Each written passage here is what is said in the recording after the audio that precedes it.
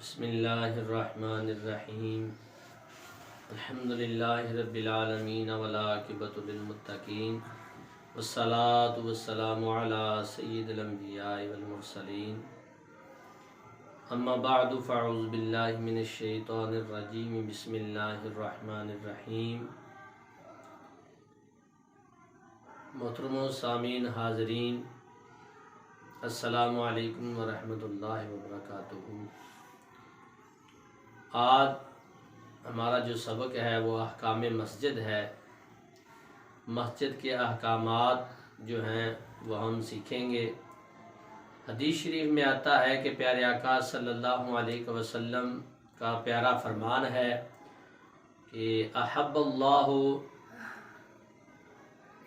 احب البلاد الی اللہ مسجد، مسجد اللہ تبارک و تعالیٰ کے ہاں زمین پر سب سے زیادہ محبوب ہے۔ مسجد اللہ تبارک و تعالیٰ کا گھر ایمان کا مظہر اور عظمت الہی کا نشان ہے، اور علامت محبت کی تصویر اور مومن کا نشیمن ہوتی ہے مسجدیں۔ اس کے اندر جہاں مومن کو اپنی طرف کھینچنے کی بے پناہ کشش ہوتی ہے، وہاں خطا کار کے گناہ چوسنے کی بھی کمال صلاحیت بھی موجود ہوتی ہے۔ تو ایک سچے خدا کی عبادت کی جاتی ہے۔ اتنے پیارے طریقے ہیں جو سب مذہب سے منفرد ہیں، سب سے ستھرے ہیں۔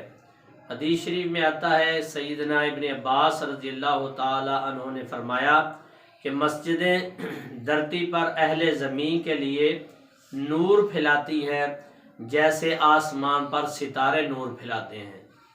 یہ مسجدوں کی شان پیارے آقا صلی اللہ علیہ وسلم نے بیان فرمائی۔ تو محترم سامعین، دین اسلام میں اپنے ماننے والوں کو کمال صاحب قدرت ایک خدا کی عبادت کا حکم دیا ہے، اور ایسی آزادی عبادت دی ہے کہ دنیا دنگ رہ گئی کہ مسلمانوں کو حدود اور قیود آزاد کر کے جنگلوں، بیابانوں، صحراؤں اور غاروں کو حتیٰ کہ جہاں چاہیں مصلی بچھا دیں، اس پروردگار نے اجازت دی ہے عبادت کرنے کی، اور جائے نماز بچھا کر نماز ادا کر سکتے ہیں۔ حدیث شریف میں آتا ہے، پیارے آقا صلی اللہ علیہ وسلم نے اعلان فرما دیا کہ میرے لیے ساری روئے زمین مسجد بنا دی گئی ہے اور ذریعہ طہارت بنا دی گئی ہے۔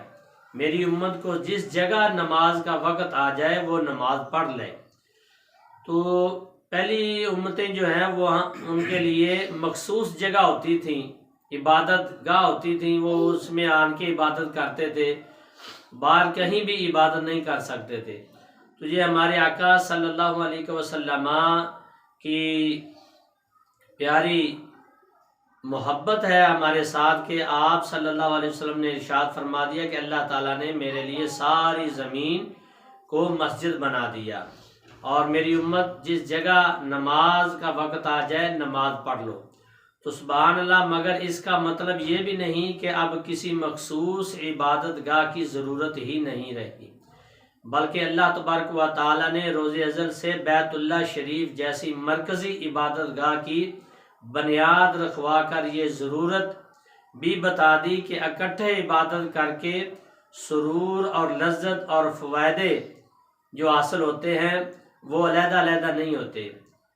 اور اس لیے پیارے آقا صلی اللہ علیہ وسلم نے ہجرت کے دوران اپنے ہاتھوں سے مسجد قباء شریف تیار فرمائی، گویا کہ اعلان فرما دیا کہ مسجد ہی عبادت کے لیے بہترین جگہ ہے، جس کا قرآن پاک میں لفظی استعمال 28 بار ہوا ہے، جبکہ دیگر کئی آیات کریمہ میں مسجد کا اشارتاً ذکر کیا گیا ہے۔ محترم سامعین، اسلام میں پہلی عبادت گاہ تاریخ بتاتی ہے کہ پیارے آقا صلی اللہ علیہ وسلم کے دور پر انوار میں دین اسلام کی سب سے پہلی مسجد بیت ایک چبوترا کی صورت میں سیدنا ابو بکر صدیق رضی اللہ تعالی عنہ نے اپنے گھر مکہ پاک میں بنائی، جہاں بیٹھ کر آپ تلاوت کلام پاک کیا کرتے تھے۔